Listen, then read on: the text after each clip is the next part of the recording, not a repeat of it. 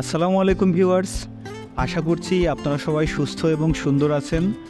আজকে আমরা একটা এয়ার কম্প্রেসর মেনটেন্যান্স সম্পর্কে জানব। একটা অ্যাটলাস কপ্পো এয়ার কম্প্রেসর মেনটেন্যান্সের জন্য কি কি মালামালের প্রয়োজন হয়, একটা কম্প্রেসর মেনটেন্যান্স কীভাবে করতে হয়, মেনটেন্যান্স কাজের সময় কোন কোন কাজগুলি সম্পন্ন করা হয়, এই সব বিষয়গুলো আমরা ডিটেলসে জানার চেষ্টা করব। তো আশা করছি পুরো ভিডিও জুড়ে আপনারা সাথে থাকবেন। তো দেরি না করে চলুন শুরু করা যাক। সম্মানিত ইঞ্জিনিয়ার এবং টেকনিশিয়ান ভাই ও বন্ধুরা, আপনারা জানেন যে একটা মেশিন চলতে থাকলে আস্তে আস্তে সেই মেশিনের কার্যদক্ষতা এবং ইফিসিয়েন্সি কমে যায়। সেই লক্ষ্যে কার্যদক্ষতা এবং ইফিসিয়েন্সি বৃদ্ধির জন্য মেশিনকে মেনটেন্যান্সের প্রয়োজন পড়ে। ঠিক তেমনিভাবে একটা এয়ার কম্প্রেসর মেশিনও চলতে চলতে তার কার্যদক্ষতা এবং ইফিসিয়েন্সি কমতে শুরু করে। সেজন্য তার কার্যদক্ষতা এবং ইফিসিয়েন্সি ফিরিয়ে আনার জন্য মেশিনকে মেনটেন্যান্স কাজের প্রয়োজন পড়ে। এখন আমরা প্রথমে জানবো যে আমরা যে মেশিনটা বা যে এয়ার কম্প্রেসরটা আজকে মেনটেন্যান্স করতে যাচ্ছি সেই মেশিনটার সম্পর্কে, সেই মেশিনটার ইন ডিটেলস জেনে তারপরে আমরা পরবর্তী ধাপে যাব। তো ভিউয়ার্স, আজকে আমরা যেই এয়ার কম্প্রেসরটা মেনটেন্যান্স করব, প্রথমেই সেই এয়ার কম্প্রেসরটা সম্পর্কে আমরা একটু জেনে নিব। এই এয়ার কম্প্রেসরটি একটা অ্যাটলাস কপ্পো ব্র্যান্ডের এয়ার কম্প্রেসর। কম্প্রেসরটির মডেল নাম্বার GA37+। কম্প্রেসরটির অরিজিন বেলজিয়াম। কম্প্রেসরটির capacity 6.89 cubic metre per minute. Motor capacity 37 kilowatt.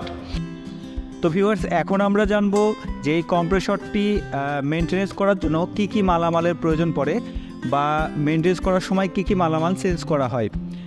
তবে এখানে বলে রাখি, অ্যাটলাস কপ্পো এই মডেলের এয়ার কম্প্রেসরগুলি প্রতি 4000 ঘন্টা পর পর শিডিউল মেনটেন্যান্স করা হয় এবং এই 4000 ঘন্টা পর পরে এক পিস এয়ার ফিল্টার, এক পিস অয়েল ফিল্টার, এক পিস অয়েল সেপারেটর, 20 থেকে 25 লিটার কম্প্রেসর অয়েল চেঞ্জ করা হয় এবং এর সাথে অ্যান্টি ক্লিনিং এজেন্ট বা কেমিক্যালের প্রয়োজন পড়ে পরিমাণ মতো, রেডিয়েটর ফ্লাশিং বা আদার্স ম্যাটেরিয়াল ক্লিনিংয়ের জন্য গ্রিজ প্রয়োজন হতে পারে এবং সাথে প্রয়োজনীয় যে হ্যান্ড টুলসগুলো ব্যবহৃত হয় সেই হ্যান্ড টুলসগুলো লাগবে। মোটামুটি এই মালামালগুলো হলে আমরা এই কম্প্রেসরটি মেনটেন্যান্স করতে পারবো। তো ভিউয়ার্স, এখন আমরা এক নজরে দেখে নিব যে মেনটেন্যান্স কাজের সময় কোন কোন কাজগুলি সম্পূর্ণ করতে হয়।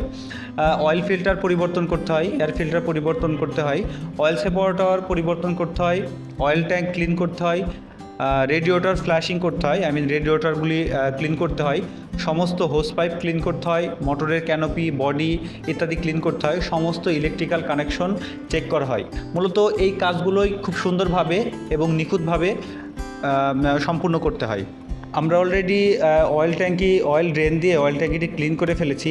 কম্প্রেসরটি দীর্ঘদিন বন্ধ থাকার কারণে কম্প্রেসরে অয়েলের সলিড একটা স্লাজ জমছিল, যেগুলো ক্লিন করতে আমাদের অনেক কষ্ট হয়েছে। এরপরে আমরা স্ক্রুটার ভিতরেও অনেক ময়লা বা অয়েলের স্লাজ দেখি, যার কারণে আমরা স্ক্রুটাও নামাই ফেলি এবং আমরা স্ক্রুটা ওয়াশ করে তারপরে আমরা ফিটিং করব। আমরা স্ক্রুর হাউস থেকে খুলে ফেলছি এবং খোলার পরে দেখি স্ক্রুর অবস্থা খুবই বাজে অবস্থা। স্ক্রুর হাউসে প্রচুর ময়লা, অয়েলের সলিড একটা ডাস্ট পড়ছে। আমরা এখন অ্যান্টি ক্লিনিং এজেন্ট দিয়ে খুব সুন্দরভাবে হাউসটা এবং স্ক্রুটা পরিষ্কার করব।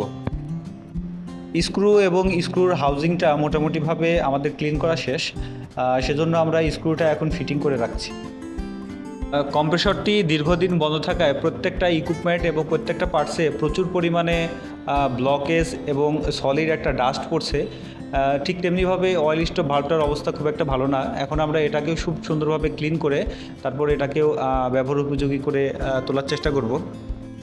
ইতিমধ্যে আমরা রেডিয়েটর ফ্লাশিং এবং ক্লিনিং কাজ শেষ করে ফেলছি এবং আমরা অলরেডি রেডিয়েটর দুটো মেশিনের সাথে লাগাই ফেলছি। আর ডান পাশে যেটা দেখছেন এটা হচ্ছে অয়েল কুলার আর বাম পাশেরটা এয়ার কুলার।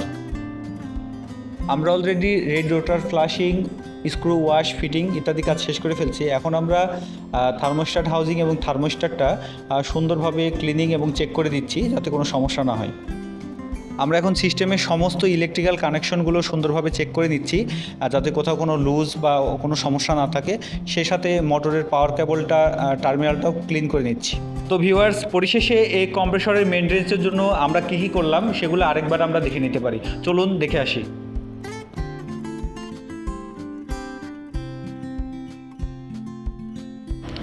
তো ভিউয়ার্স, আজকের ভিডিও আমরা এখানে শেষ করছি। এরকম সুন্দর সুন্দর তথ্যবহুল ভিডিও পেতে চ্যানেলটি সাবস্ক্রাইব করে রাখতে পারেন। ধন্যবাদ।